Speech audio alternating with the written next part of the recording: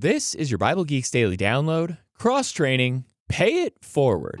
Maybe it's happened to you. You pull up to the drive-thru counter, ready to pay for your dinner, then the cashier tells you that the car in front of you already paid for your food. A small gesture, maybe, but enough to make your day a little better and perhaps inspire you to pay it forward to the car behind you. This past December, the chain of vehicles that paid it forward at a Minnesota Dairy Queen extended to 900 customers. Strangers gave each other over $10,000 of food, one act of kindness at a time. And couldn't our suspicious, anxious world use more good deeds, big and small, to restore some faith in each other? We're cross-training to develop our mercy, one of 12 marks of the Master we're working on this year. Mercy comes when we receive God's grace, forgive others, show kindness, and develop patience. So how is a merciful heart reflected in acts of kindness? Well, here's what you need to know. The Lord has always wanted people to show mercy, more than he wanted sacrifices. It's at the heart of God's desire for us. He has told you, O man, what is good. And what does the Lord require of you but to do justice and to love kindness and to walk humbly with your God? Micah 6, verse 8. One Greek word translated as kindness in our Bibles is philanthropia, literally love for humanity. The native islanders showed unusual kindness to Paul and his shipmates when they wrecked on Malta, welcoming them and kindling a fire for them. The other Greek word for kindness is Christotes, which describes benevolence, helpfulness, generosity, and goodness. It's a virtue found in the fruit of the Spirit in Galatians 5, verse 22, and Paul's famous description of love in 1 Corinthians 13. Both words describe God's goodness toward us, which we must put on ourselves as we imitate him.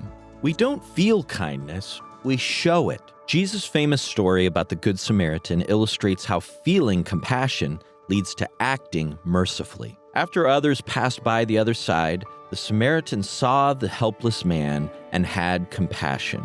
Luke 10, verse 33. A flurry of action words follow that feeling of compassion. He went to him, bandaged him, anointed him, brought him to an inn, and took care of him. Luke 10:34. He took out his wallet and paid an innkeeper to care for the man, promising to return and pay for other expenses later. The Lord closes his parable with a question, asking, who proved to be a neighbor to the man who fell among the robbers? Luke 10:36. The correct answer isn't the man who felt merciful, but the one who showed mercy. Luke 10:37. So while we can't always help, when we do, our actions reveal our hearts. If anyone has the world's goods and sees his brother in need, yet closes his heart against him, how does God's love abide in him? 1 John 3:17-18. So here's what you need to do. Enter each day looking for ways to show kindness. One of our hymns speaks to the beautiful life that comes from doing golden deeds and helping those in need.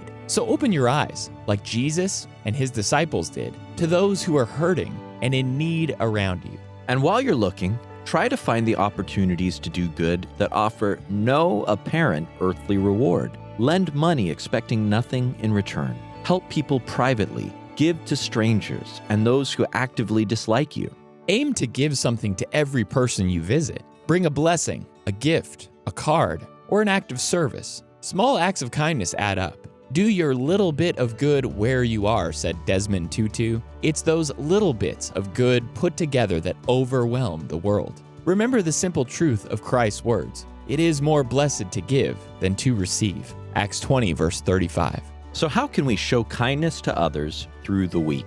Here's 5 challenges that you can do on your own along with us. First, we invite you to read Luke 10, 25-37, 2 Samuel 9, 1-13, Zechariah 7, 9-10, Matthew 25, 31-46, and Colossians 3, verses 8-14. And then we'll reflect together on a spiritual question, asking ourselves, do I look outside my bubble and create ways to show kindness? And then we'll make our request to God, praying, Lord, keep me from growing weary in doing good. And then we challenge you to respond, taking action this week by blessing each place you go today with an act of kindness. Finally, we encourage you to reach out by asking someone, what was the last kind thing someone did for you? So let's love people enough to take action this week.